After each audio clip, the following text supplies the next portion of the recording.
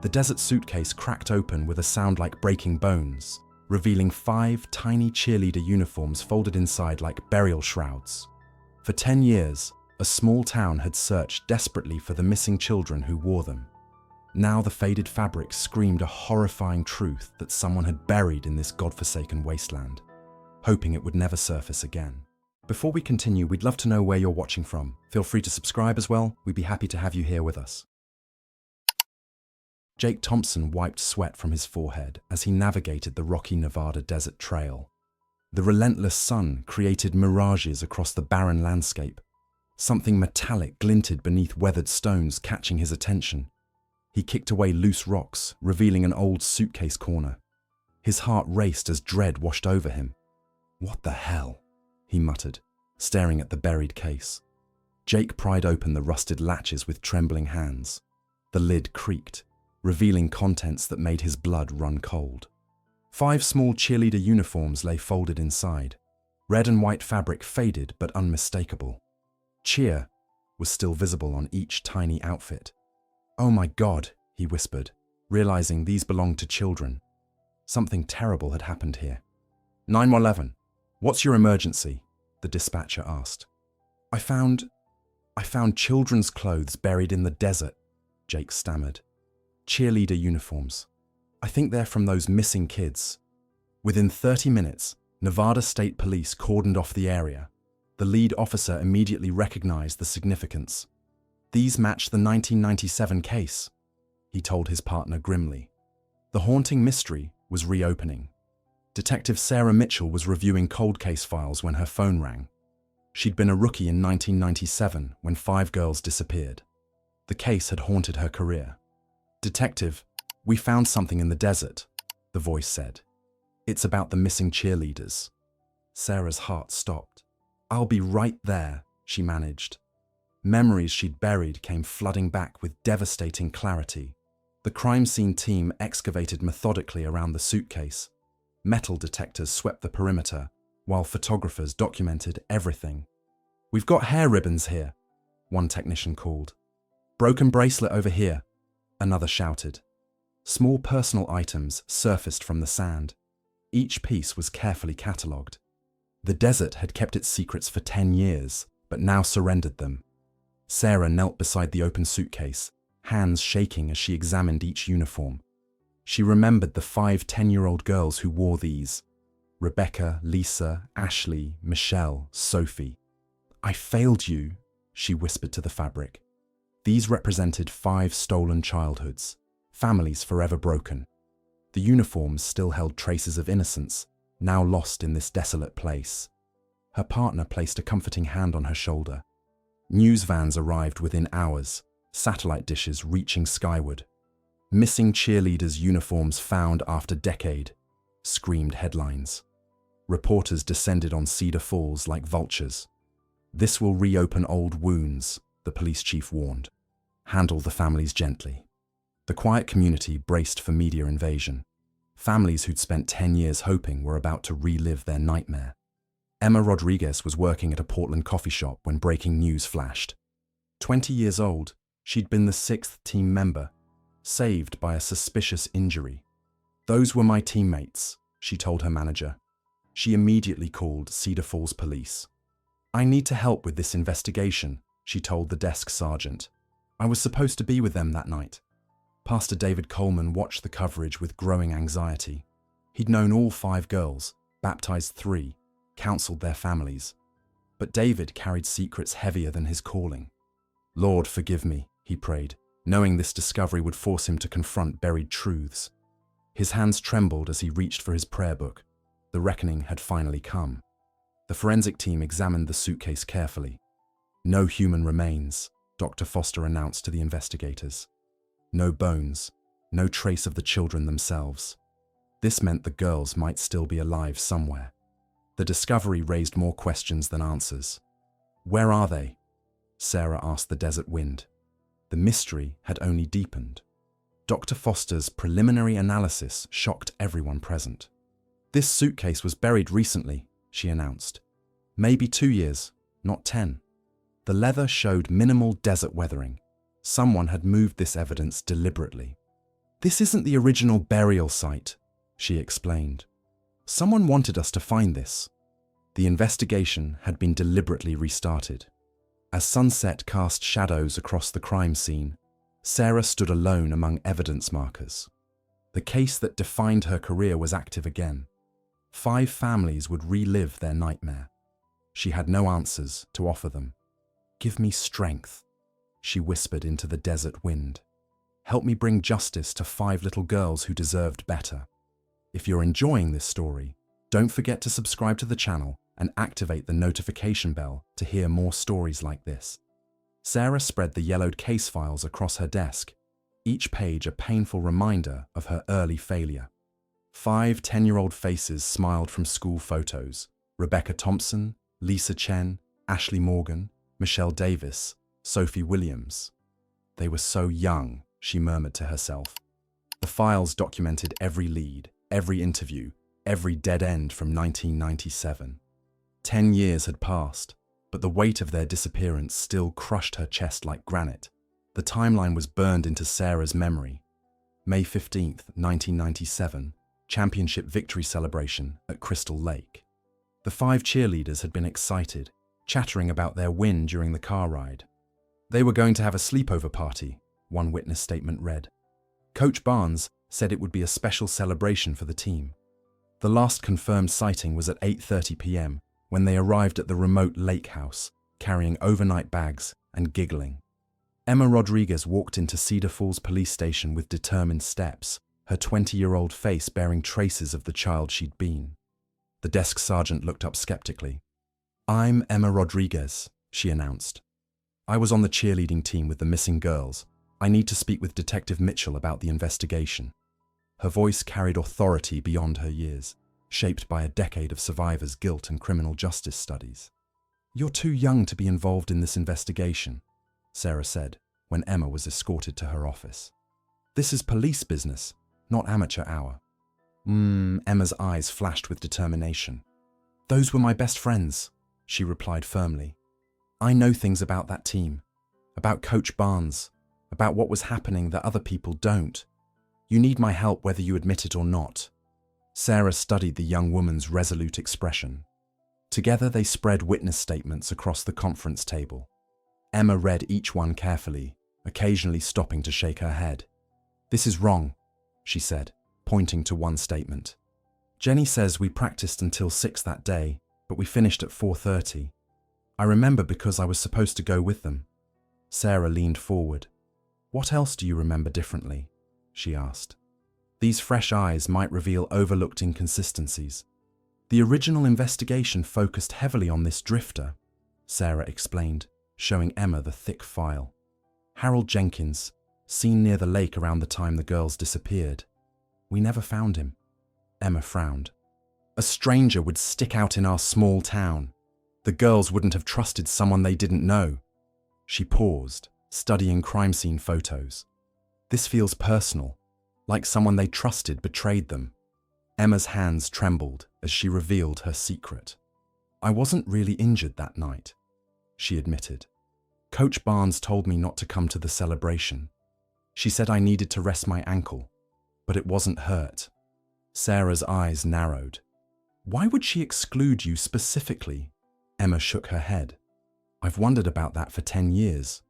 Maybe she knew something bad was going to happen." The room fell silent. Pastor David Coleman knocked on the conference room door. "Detective Mitchell, I heard about the discovery. I've come to offer spiritual support for the investigation." He entered with a Bible tucked under his arm. "These families have suffered long enough. Perhaps prayer will guide us toward truth." Sarah noticed his hands shaking slightly. "Of course, Pastor. We appreciate any help." She wondered why he seemed so nervous about offering assistance. David's anxiety was palpable as he discussed the missing children. "Beautiful souls, all of them," he said, but his eyes avoided direct contact. "Their families have never given up hope." When Sarah mentioned specific details about that night, David fidgeted with his Bible. "I pray for their safe return daily," he added quickly. "God knows where they are." Emma watched him carefully, sensing something beneath his nervous demeanor. "The lake house belonged to Coach Jennifer Barnes," Sarah explained, pulling up property records. She disappeared 3 weeks after the girls vanished, claiming family emergency. Emma leaned forward. Coach Barnes inherited that house from her grandmother. She used to take us there for team bonding. Sarah made notes. Did anything seem unusual about those visits? She asked. Emma paused, remembering. She had strange rules about who could come. We need to find Coach Barnes, Emma declared, studying the woman's personnel file. She left no forwarding address, no contact information. Her teaching certificate expired unused. Sarah nodded grimly. We tried tracking her in 1997, but she vanished completely, like she planned her disappearance. Emma's jaw tightened. Someone who runs that completely has something to hide. She knows what happened to my friends. Oh, her conviction was unwavering. Sarah stared at the evidence board, connecting red string between photos and documents. The desert discovery, the missing coach, the nervous pastor, pieces of a puzzle that didn't fit traditional theories. We've been looking at this wrong, she said suddenly. The answer isn't in that desert suitcase. Someone wanted us to find those uniforms. They're redirecting our attention away from the real crime scene. Emma nodded. But where's the real scene? The lake house sat like a rotting tooth against the grey sky, its windows boarded and paint peeling. Sarah and Emma parked beside the overgrown driveway, surveying the abandoned property. I remember when this place was beautiful, Emma whispered, memories flooding back. Coach Barnes kept it immaculate for our team visits. Now weeds strangled the porch railings and the roof sagged ominously. Decay had claimed what was once a cheerful retreat. Sarah checked property records on her tablet, while Emma explored the perimeter. Interesting, she muttered. The house has changed hands 3 times since Barnes disappeared, all to shell companies. Emma looked up from examining broken shutters. Shell companies? That's suspicious. Sarah nodded grimly. Someone's been deliberately obscuring the ownership trail. Makes it harder to track who's been controlling this property all these years. An elderly neighbor emerged from the house across the lake, walking slowly toward them. You folks looking into Jennifer Barnes? He called. Sarah flashed her badge. Did you know her well? The man shook his head. Kept to herself mostly, but dedicated to those little girls. Seemed to live for that cheerleading team. He paused thoughtfully. Though she was secretive about her personal life. Never talked about family or boyfriends. Emma jimmied open a back door and they entered the musty interior carefully. Dust particles danced in shafts of sunlight streaming through broken boards. In what had been the living room, Emma discovered old team photos scattered on the floor. Oh God, she breathed, kneeling among the pictures. Rebecca's gap-toothed smile, Lisa's serious expression, Ashley's bright eyes. 10-year-old faces frozen in time. Tears streamed down Emma's cheeks as painful memories crashed over her. The neighbor continued sharing memories as they worked. Strangest thing about Jennifer, she had visitors sometimes. Older man in expensive cars, always different vehicles. Sarah's attention sharpened. Can you describe him? The neighbor squinted thoughtfully. Tall, well-dressed, silver hair. Never stayed long, but they seemed to have serious conversations. Always thought it was odd for a school teacher to know such wealthy-looking people.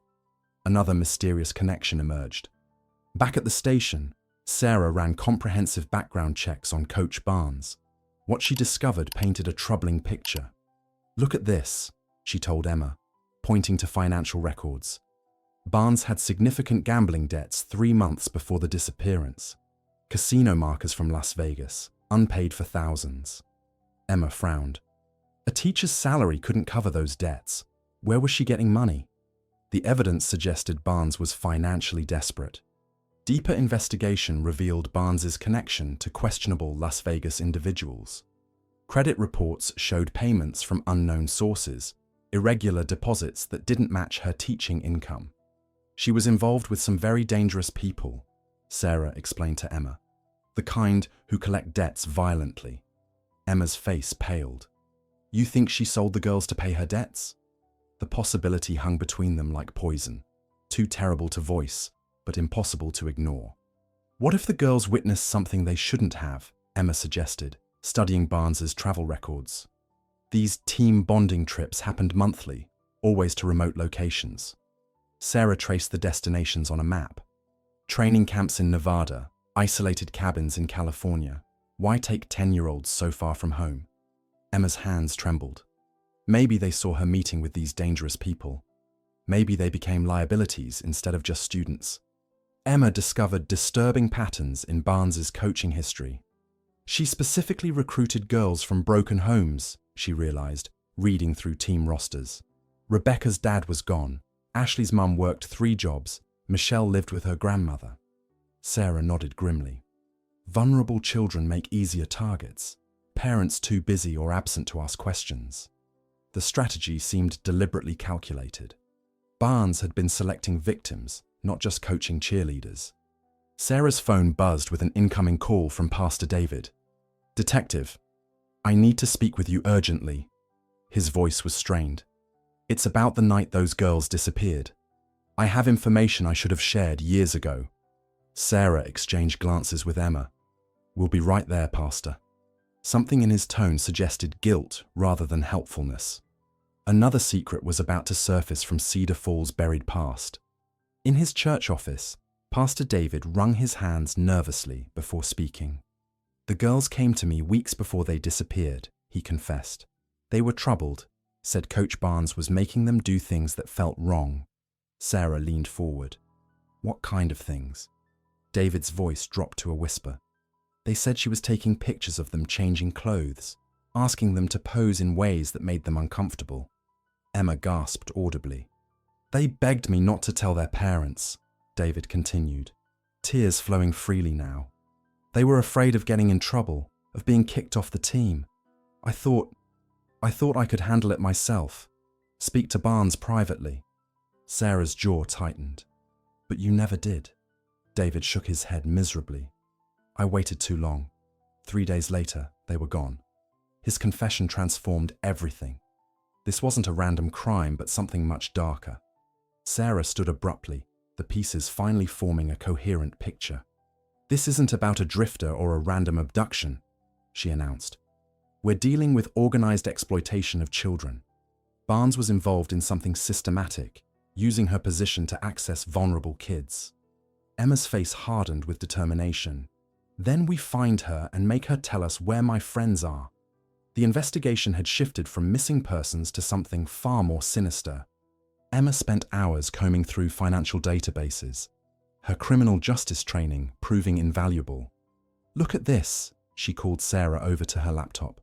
Barnes received regular payments from a Nevada company called Desert Youth Services. Sarah frowned at the screen. "I've never heard of them." "What kind of services?" Emma's fingers flew across the keyboard. "According to public records, they provide specialized training programs for talented young athletes." "But their address is just a P.O. box." Sarah visited the Chen family home, where Lisa's parents welcomed her with desperate hope. "Any news about our daughter?" Mrs. Chen asked, tears already forming. "We're following new leads," Sarah assured them gently. "Tell me about Lisa's behavior before she disappeared." Mr. Chen frowned thoughtfully. "She became very quiet in her final weeks. Said she didn't want to go to practice anymore." Mrs. Chen nodded. "She seemed frightened of something but wouldn't tell us what. Lisa kept asking if she could quit the team," Mrs. Chen continued, wringing her hands. "But we thought she was just being moody. She loved cheerleading so much before that final month." Sarah took careful notes. "Did she mention Coach Barnes specifically?" The parents exchanged glances. "She said Coach was planning something special for the best girls," Mr. Chen recalled. "Some kind of advanced training program. Lisa didn't seem excited about it like the others." Sarah's investigation revealed disturbing patterns in Barnes's recruitment methods. Team rosters showed she specifically targeted girls from struggling families or single-parent homes. She offered scholarships, special training, promises of college opportunities, Sarah explained to Emma. "But look at this. She only selected the prettiest, most vulnerable children." Emma's stomach churned. She was shopping for victims, not building a cheerleading team. These weren't random choices. Emma's research uncovered horrifying connections between Barnes and suspected trafficking networks. Desert Youth Services has ties to organizations investigated for child exploitation, she reported grimly. They operate through youth sports programs across the Southwest. Sarah studied the organizational charts Emma had created. It's a pipeline. Sports teams identify vulnerable children, then feed them into these special programs. The scope was far larger than a single missing children case. The timeline suddenly made terrible sense to Sarah. The championship wasn't really a celebration, she realized aloud. It was a selection event. Barnes identified her 5 targets and arranged the lake house gathering as a handoff. Emma paled. You mean the whole season was just shopping? Sarah nodded grimly. Those girls were never meant to come home from that party. Someone was waiting to take them somewhere else entirely. Dr. Foster's detailed forensic analysis arrived by email, and Sarah read it with growing alarm. The suitcase was buried approximately 18 months ago, not 10 years, she told Emma. Someone's been manipulating this investigation from the beginning. Emma looked confused. But why plant evidence now? Sarah's mind raced. Because something's changed. Maybe the real crime scene was discovered, or someone's talking. This is misdirection. If the suitcase is recent, then someone's been moving evidence around for years, Emma said, pacing the conference room. They've had control over this investigation the entire time. Sarah nodded. Which means they have inside knowledge of our procedures, our evidence, our progress. The implications were chilling. Someone in law enforcement or connected to it has been protecting the real criminals. We can't trust anyone. Emma's phone rang that evening as she worked late at the station. Stop digging into things that don't concern you, a distorted voice warned. Bad things happen to people who ask too many questions about the past. Emma's hands shook as she tried to trace the call. Who is this? She demanded. A friend. Walk away now, or join your little cheerleader friends wherever they ended up. The line went dead. Sarah discovered a crucial detail while reviewing old witness statements. Marcus Webb, now the city's mayor, had been at the lake house that night as a 17-year-old. His statement says he left at 9 p.m., she told Emma. But a traffic camera caught his car leaving the area at 11:30. Emma's eyes widened. He lied about when he left. What was he doing there for 2.5 extra hours? Sarah pulled Webb's complete file, finding more inconsistencies. He claimed to barely know the girls, but school records show he tutored Ashley Morgan in math all semester. Emma studied his teenage photograph. A 17-year-old boy hanging around 10-year-old girls. That's already suspicious. Sarah reached for her phone. I'm calling him in for re-questioning. After 10 years, maybe his story will change. Pastor David called Sarah that evening, his voice shaking with fear. Detective, I've been receiving threatening messages since our conversation yesterday. Sarah sat up straighter. What kind of messages? David's breathing was labored. Notes left at the church. Anonymous phone calls warning me to keep my mouth shut about the past. Sarah's blood ran cold. Pastor, you need protection. This confirms we're getting close to something very dangerous. Sarah and Emma arrived at City Hall unannounced, demanding to speak with Mayor Webb immediately. His secretary protested, but Sarah flashed her badge. This is official police business regarding the missing cheerleaders case. Webb emerged from his office, his politician's smile faltering when he saw their serious expressions. Detective Mitchell, how can I help you? His voice carried forced cheerfulness. We need to discuss your presence at the lake house in 1997. Webb maintained his composure, but sweat beaded on his forehead despite the air conditioning. I already gave my statement years ago, he insisted. I left early that night, around 9 p.m. Sarah placed a traffic camera photo on his desk. This shows your car leaving at 11:30, Marcus. You lied about the timeline. Webb's hands trembled slightly as he studied the image. I must have forgotten. It was 10 years ago. Emma had spent the morning tracing Webb's financial history through public records. Marcus has been making substantial payments to offshore accounts for the past decade, she reported to Sarah privately. Cayman Islands, Switzerland, places designed to hide money. Sarah frowned. On a mayor's salary, where's he getting that kind of cash? Emma's expression darkened. That's what we need to find out. These payments started right after the girls disappeared. Sarah pressed Webb harder during questioning. What was your relationship with Coach Barnes? Webb's political facade cracked slightly. We barely knew each other. I was just a high school student. Emma leaned forward. But you were at her private lake house party with 10-year-old girls. Seems unusual for a 17-year-old. Webb's lawyer arrived, cutting off further questions. My client has nothing more to say without proper legal preparation. Armed with search warrants, Sarah's team descended on Webb's properties. In his basement office, they discovered a paper shredder still warm from recent use and ashes in the fireplace despite the summer heat. Someone's been destroying evidence, the forensic technician reported. Lots of it, and recently. Emma found partially burned photographs in the fireplace. Look at these edges. You can see children's clothing. The cover-up was active and ongoing. Dr. Foster's advanced DNA analysis of the cheerleader uniforms yielded disturbing results. I found genetic material from at least 4 different adults, she reported to Sarah. None match any known suspects or the missing girls. Sarah studied the lab results grimly.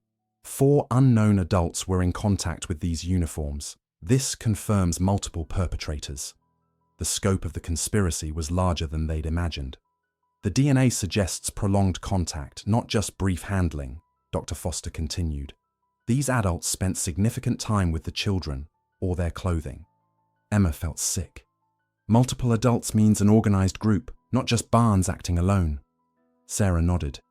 We're dealing with a network of predators who had ongoing access to these children. This was systematic abuse, not a single incident. Emma's connections in the private investigation community finally paid off. I found her, she announced triumphantly. Jennifer Barnes is alive and living in Tijuana under the name Carmen Rodriguez. Sarah looked up sharply from case files. You're certain it's her? Emma nodded. Facial recognition software confirms it. She's been teaching at a private school there for 8 years. The vanished coach had been hiding in plain sight. Making contact with Barnes required delicate negotiation through intermediaries. Finally, a message came back. She'll meet, but only if you come alone to Mexico, Emma reported. She says she has information that will destroy powerful people if it comes out. Sarah weighed the risks. It could be a trap. Emma's jaw set with determination. Or it could be our only chance to learn what really happened to my friends. Sarah's investigation had uncovered a web of connections between Webb, Barnes, and several other prominent community members. Bank records, phone logs, and travel itineraries painted a picture of coordinated activity. This isn't just about 5 missing girls, she told Emma. We're looking at an organized conspiracy involving multiple high-profile people in positions of trust and authority. The implications for their small town were staggering. Pastor David requested another private meeting, his nervous energy even more pronounced than before. I haven't been completely honest with you, he confessed, pulling a manila envelope from his jacket. One of the girls gave me this weeks before they disappeared. Inside were photographs of adults in compromising situations with children. Rebecca took these with a disposable camera. She was trying to document what was happening to them. The photographs were grainy, but unmistakable evidence of abuse. Sarah recognized several faces among the adults, including Webb and 2 other city council members. Rebecca was gathering evidence to expose them, David explained tearfully. She asked me to keep these safe. When the girls disappeared, I was too afraid to come forward. Emma stared at the photos, finally understanding the true scope of what her friends had endured before vanishing. If you're enjoying this story, don't forget to subscribe to the channel and activate the notification bell to hear more stories like this. Sarah and Emma crossed the border into Tijuana, tension thick between them as they navigated crowded streets toward the meeting location. Barnes had chosen a small cafe in a tourist district, public enough to feel safe, but anonymous enough to avoid detection. Remember, we don't know if we can trust her, Sarah warned. Emma nodded grimly. But she's our only link to the truth. The woman they found waiting matched the aged progression photos perfectly. Jennifer Barnes, 10 years older and haunted. Barnes's hands shook as she lit another cigarette, her third since they'd arrived. You have no idea what you've gotten into, she whispered, glancing nervously around the cafe. The cheerleading program was never about athletics. It was a recruitment system for very powerful, very dangerous people. Sarah leaned forward. Recruitment for what? Barnes's voice dropped to barely audible. Child trafficking, international markets. These men paid enormous sums for access to specific types of children. The girls found out, didn't they? Emma asked, her voice breaking. Barnes nodded miserably. Rebecca was too smart for her own good. She figured out why we took those trips, why certain men visited the training camps. Sarah felt sick. What did she discover? Barnes exhaled smoke slowly. She saw the contracts, the money transfers, the shipping manifests. 5 10-year-old girls were scheduled for delivery to clients in Southeast Asia after the championship celebration. Tears streamed down Barnes's weathered face as she continued. I was trapped, drowning in gambling debts to people who would have killed me. When they offered this arrangement, I thought it would just be photos, maybe some inappropriate touching. Emma's hands clenched into fists. But it escalated. Barnes nodded. By the time I realized what I'd gotten those children into, it was too late. The championship party was meant to be their farewell performance. Webb wasn't just involved. He was a primary financier, Barnes revealed, stubbing out her cigarette. Him and 4 other prominent men in your town. They'd been planning this for months, paying substantial deposits for exclusive access. Sarah made notes rapidly. How many people knew? Barnes laughed bitterly. Half the town leadership was involved or looking the other way. This operation had protection at every level of local government. Barnes revealed the truth that would shatter everything they thought they knew. I couldn't go through with it. The night of the party, when those men arrived to collect the girls, I told the children to run. Emma gasped. They escaped. Barnes nodded. 3 of them made it to my car. We drove all night to a safe house I knew in Nevada. Sarah's heart raced. What about the other 2? Ashley and Michelle were caught trying to reach the main road, Barnes said, her voice hollow with grief. Webb's associates. They couldn't risk exposure. Those 2 little girls were murdered that night to protect the operation. Emma doubled over, sobbing. Sarah placed a protective hand on her shoulder while processing this devastating news. 2 of the 5 were dead, but 3 might still be alive somewhere. Barnes continued with the timeline of that horrible night. I spent 2 years moving Rebecca, Lisa, and Sophie between safe houses, trying to get them new identities through underground networks. Sarah interrupted. Where are they now? Barnes pulled out a worn notebook. Rebecca is in Portland under the name Maria Santos. Lisa's with a foster family in Colorado. Sophie, she's been harder to place, struggling with severe trauma.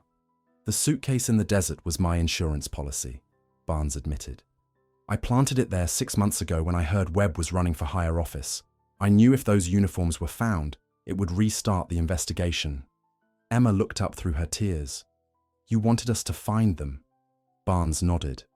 Those girls deserve justice, and the men who ordered their trafficking deserve to pay. Sarah realized the magnitude of what they were dealing with. If 3 of the children are alive, they're witnesses to one of the largest trafficking conspiracies in state history, Barnes agreed grimly. That's why Webb and his associates have been so desperate to control the narrative all these years. Living witnesses could destroy them all. The scope of corruption was staggering. An entire town's leadership involved in child exploitation. Barnes reached into her bag and pulled out a collection of documents, photos, and flash drives. Locations, addresses, contact information for all 3 girls, financial records proving the payments, names of every person involved in the operation. She pushed them across the table. This is everything I've been protecting for 10 years. Use it to bring them home and put those monsters in prison where they belong. Emma stared at the evidence with a mixture of overwhelming relief and devastating grief. Rebecca, Lisa, and Sophie are alive, she whispered, unable to fully process this revelation. I've been mourning them for 10 years, and they've been out there somewhere, probably thinking no one was looking for them. Sarah watched Barnes gather her things to leave. What about Ashley and Michelle? Barnes's face crumpled. Their bodies are buried on Webb's property. He kept them as insurance against anyone trying to expose the operation. Sarah called FBI agent Catherine Ross from the Tijuana hotel room, her voice urgent with the weight of Barnes's revelations. "We need immediate federal intervention on a child trafficking case," she explained. "Multiple victims, organized conspiracy, high-level corruption." Ross listened intently as Sarah outlined the evidence. "I'm mobilizing a task force immediately," Ross promised. "This takes priority over everything else." Within hours, federal agents were coordinating with local authorities to begin the most important investigation in the region's history. Emma worked closely with FBI specialists trained in locating trafficking victims and witnesses in protection programs. Rebecca Thompson, alias Maria Santos, last known address in Portland, Agent Ross confirmed, checking federal databases. Lisa Chen is in Colorado, under active witness protection. We have her exact location. Emma's hands trembled as she held the addresses. After 10 years of believing they were dead, I'm about to see my childhood friends again. The emotional weight was almost unbearable. The FBI team located Rebecca first, working as a barista while attending Portland Community College under her assumed identity. When agents approached her apartment, she initially fled, terrified that her past had finally caught up with her. "Rebecca, it's okay," Agent Martinez called gently. "We're here to help you, not hurt you." When she saw Emma through the doorway, Rebecca collapsed in tears. "Emma, is it really you?" she sobbed. "I thought I'd never see anyone from home again." Lisa Chen's location in Colorado required more delicate coordination since she was already under federal protection. Her foster family, the Johnsons, had been caring for her for 8 years without knowing her true identity. "She's been having nightmares again lately, Mrs. Johnson explained to the agents. "Something about cheerleading and bad men." When Lisa saw Emma, she whispered, "You found us. I always hoped someone would look for us." The reunion was heartbreaking and healing simultaneously. Sophie Williams proved more challenging to locate in Florida.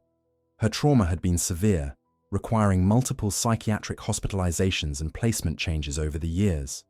"She's in a specialized facility for trafficking survivors," Agent Ross explained. "Her recovery has been difficult." When they found Sophie, she was withdrawn and fragile, barely recognizing Emma initially. "Sophie, it's me, Emma from the team," she said gently.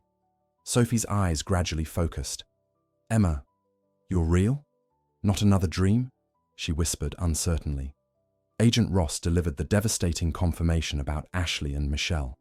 Ground-penetrating radar found 2 small bodies buried on Webb's property, exactly where Barnes indicated. Sarah felt sick as she broke the news to Emma. "Ashley and Michelle didn't make it," she said gently. Emma wept for the friends she'd now lost twice, once to disappearance and now to confirmed death. "At least we know the truth now," she managed through tears.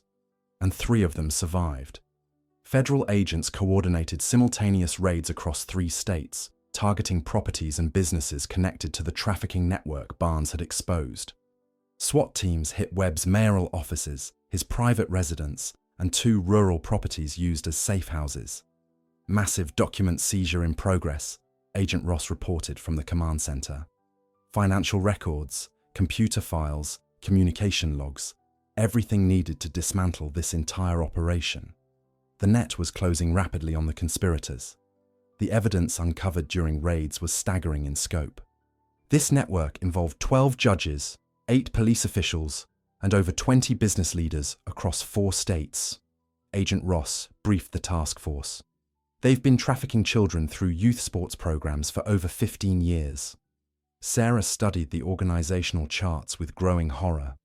How did something this extensive operate undetected for so long? The answer was corruption at every level of oversight. Webb made a desperate attempt to flee, driving toward the Canadian border with false passports and over $2 million in cash. Airport security flagged his documents as fraudulent when he tried to board a private jet. "Marcus Webb, you're under arrest for conspiracy, child trafficking, and murder," Agent Martinez announced as handcuffs clicked into place. Webb's political career and criminal empire collapsed in a single moment. His arrest made international headlines within hours. Emma's reunion with all 3 survivors was emotionally overwhelming for everyone involved. Rebecca, now 20, had built a new life but carried deep trauma.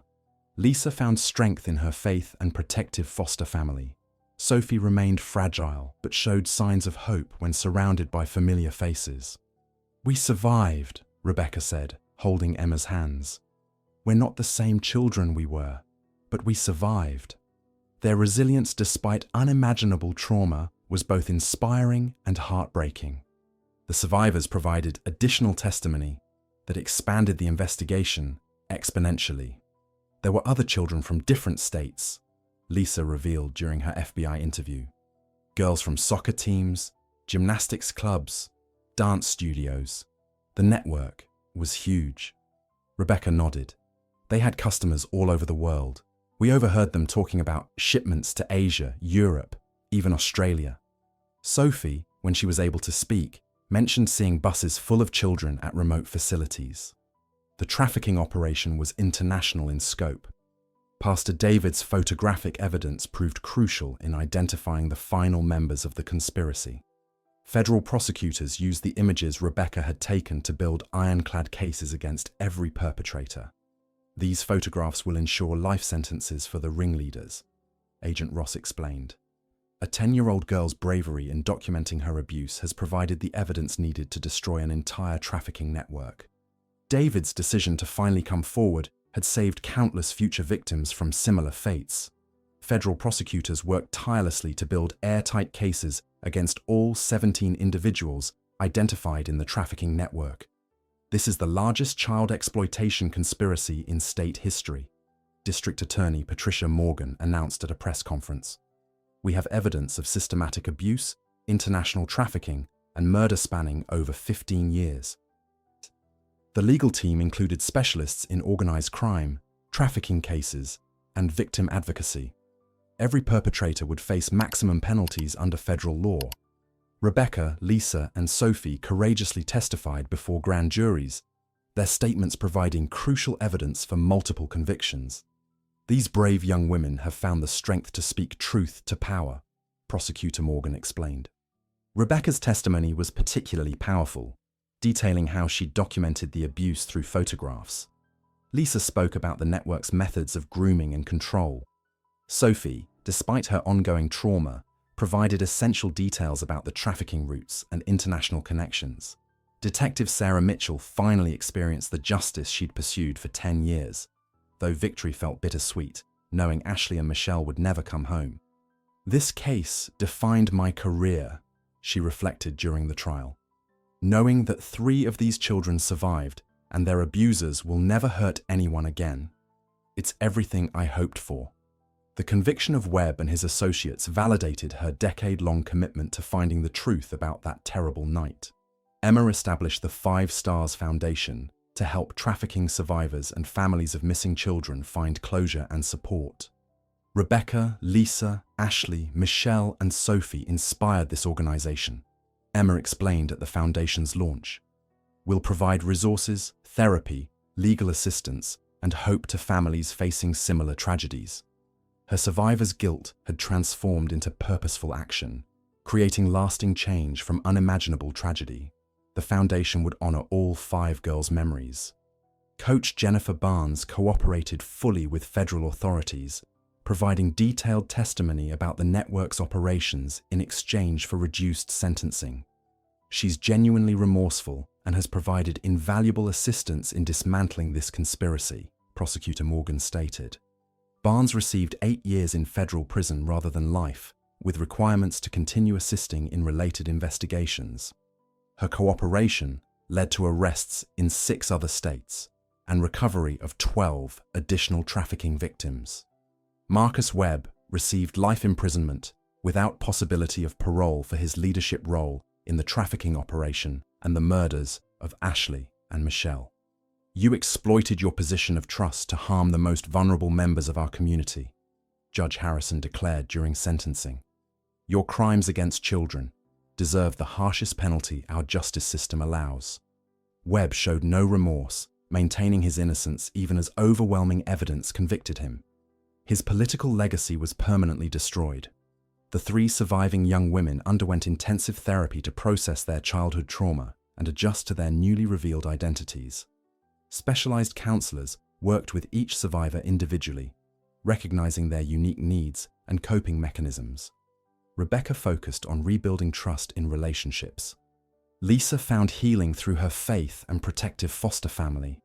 Sophie required ongoing psychiatric care but showed gradual improvement. Their recovery would be lifelong, but they had professional support and each other.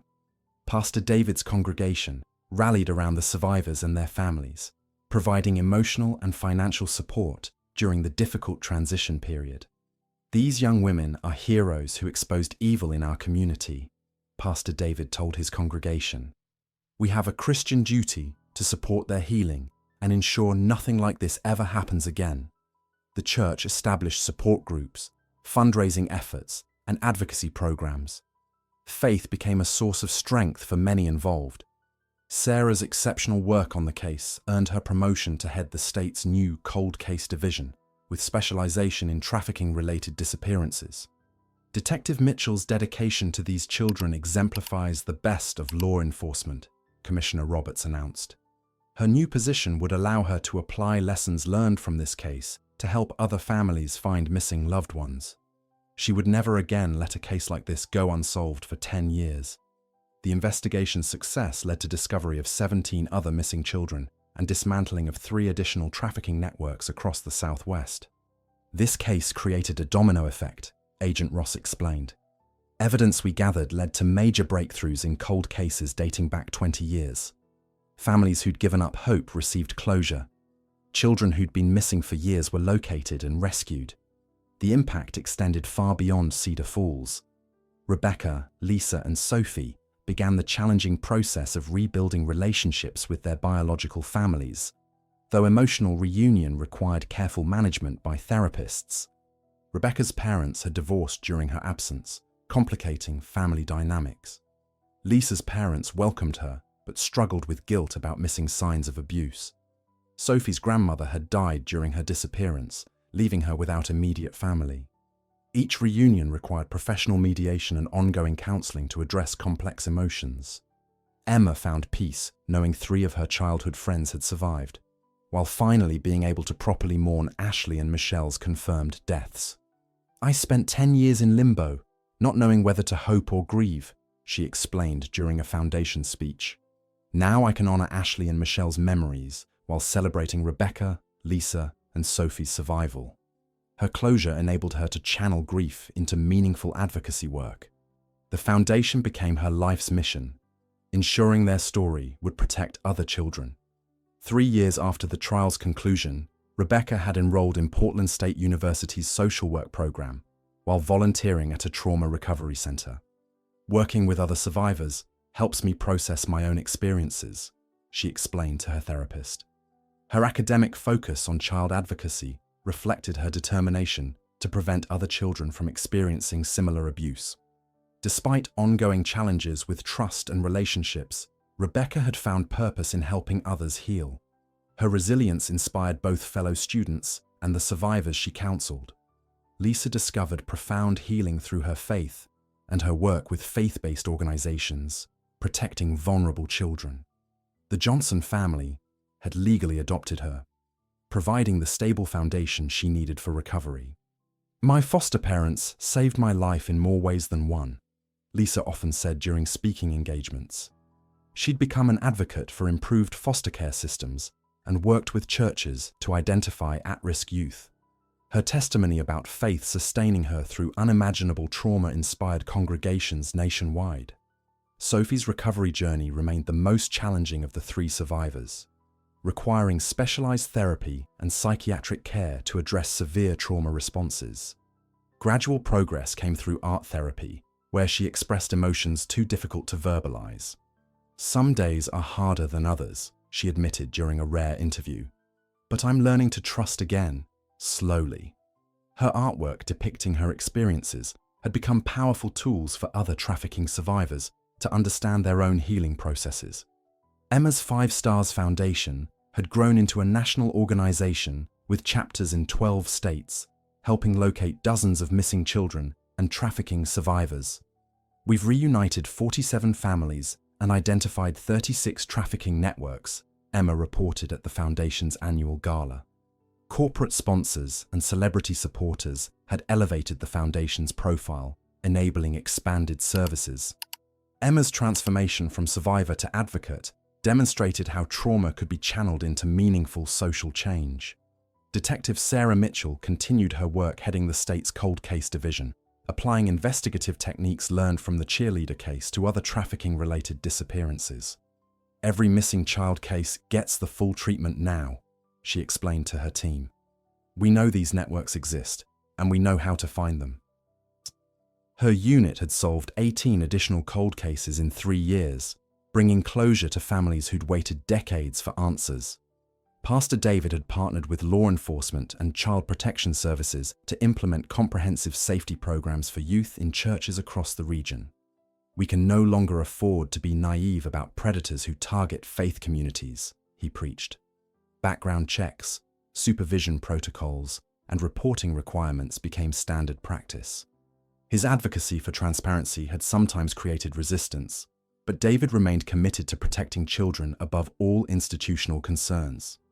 The 3 surviving young women maintained close friendships, supporting each other through ongoing healing processes and life milestones. They met monthly for dinner, sharing struggles and celebrating victories in their recovery journeys. "We're the only people who truly understand what we went through," Rebecca explained. Their bond, forged in unimaginable circumstances, had become a source of strength for navigating adult relationships and responsibilities. They attended each other's graduations, job interviews, and therapy sessions. Ashley Morgan's and Michelle Davis's families had finally found closure, able to properly grieve and honor their daughter's memories with complete truth about their deaths. Memorial gardens were established at their elementary school, featuring plaques celebrating their lives and warning about predators. "Knowing what really happened allows us to mourn properly," Ashley's mother explained. Annual memorial services brought the community together to remember the children and renew commitments to protection programs. Cedar Falls had implemented strict oversight protocols for all youth programs, requiring background checks, supervision standards, and mandatory reporting training for coaches and volunteers. "We failed these children once, we will never fail again," the new mayor declared. Independent monitoring boards reviewed all youth activities, and parents received education about recognizing grooming behaviors. The town's comprehensive approach became a model for other communities seeking to prevent similar tragedies. Jennifer Barnes, serving her sentence at federal prison, regularly spoke to law enforcement groups about trafficking prevention methods and victim identification. "I became part of something evil, but now I'm trying to make amends," she told FBI trainees. Her insights into trafficker psychology and recruitment tactics had proven invaluable for prevention programs. Barnes's cooperation continued yielding information about other networks, leading to additional arrests and rescues. Marcus Webb's conviction had sent shockwaves through political circles, demonstrating that wealth and position couldn't protect those who exploited children. "This case proves no one is above the law," federal prosecutor Morgan emphasized during legal conferences. Webb's fall from respected mayor to convicted trafficker became a cautionary tale about corruption and abuse of power. His life sentence served as deterrent for other potential predators in positions of authority. Emma regularly visited the Desert Memorial Site where the suitcase had been discovered, now marked with a bronze plaque honoring Ashley Morgan and Michelle Davis. "Thank you for helping us find the truth," she whispered during each visit. The remote location had been transformed into a place of remembrance, where flowers and teddy bears appeared regularly from visitors honoring the children's memories. The desert, once a place of buried secrets, had become a site of healing and hope. 5 years after the desert discovery that changed everything, Detective Sarah Mitchell stood before a gathering of families, survivors, and advocates at the annual memorial service for child trafficking victims. The Cedar Falls Community Center was packed beyond capacity, with attendees from across the nation. "We gather today to honor those we've lost and celebrate those who survived," Sarah began. 5 years ago, a hiker's discovery in the Nevada desert opened our eyes to horrors hiding in plain sight.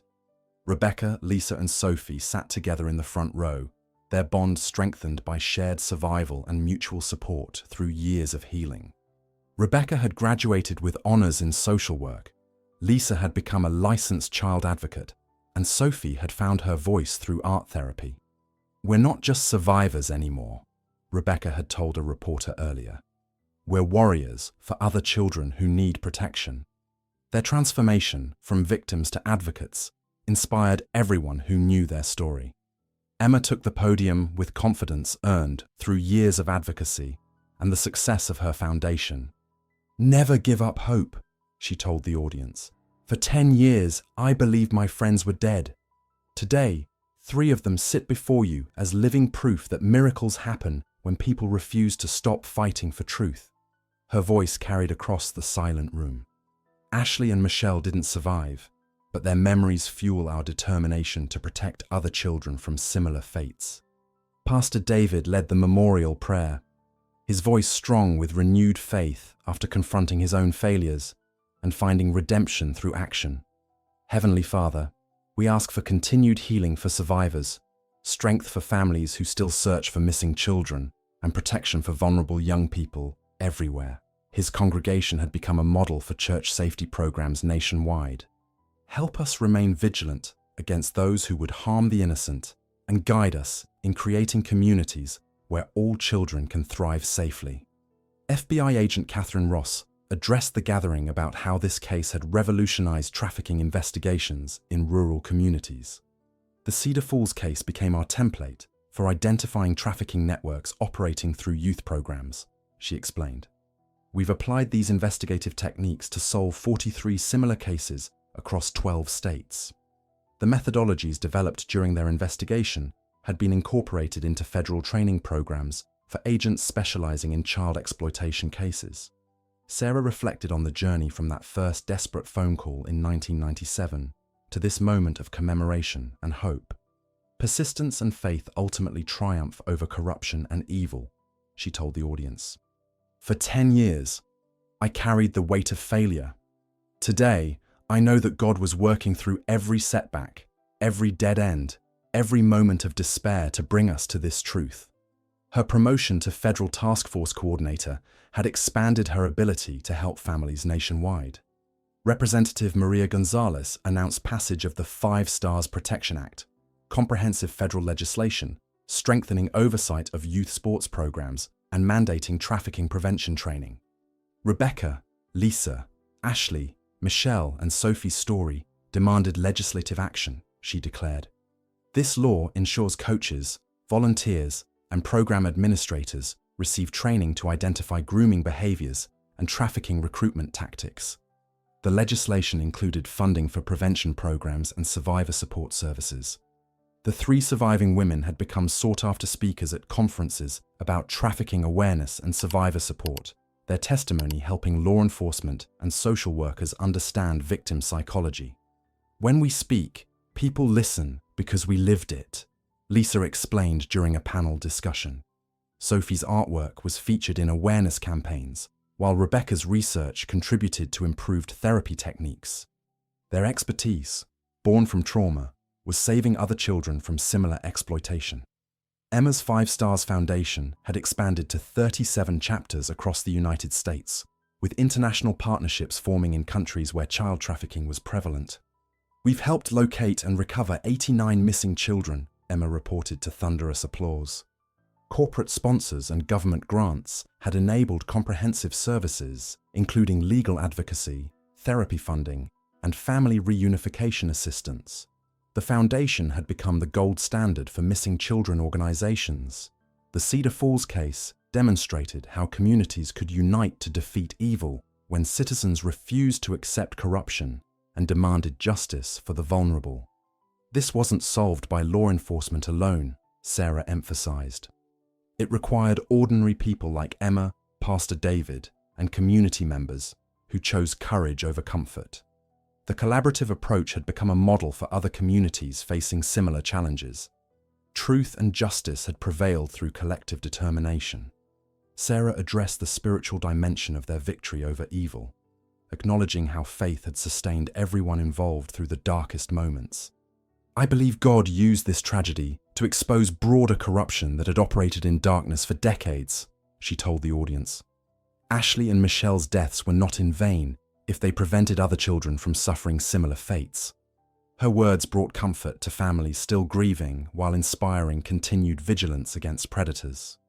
As the memorial service concluded, Emma, Rebecca, Lisa, and Sophie stood together on the stage, their arms linked in solidarity and strength. The audience rose in spontaneous applause, recognizing these 4 young women who had transformed childhood trauma into purposeful advocacy. We stand here not as victims, but as proof that evil cannot extinguish hope, Emma declared. Behind them, a banner displayed photos of Ashley and Michelle, their memories honored through the protection of countless other children. Please write "loved it" in the comments if you enjoyed this story and tell us where you're listening from. Please give it a like, subscribe to the channel, activate the notification bell, and share this story with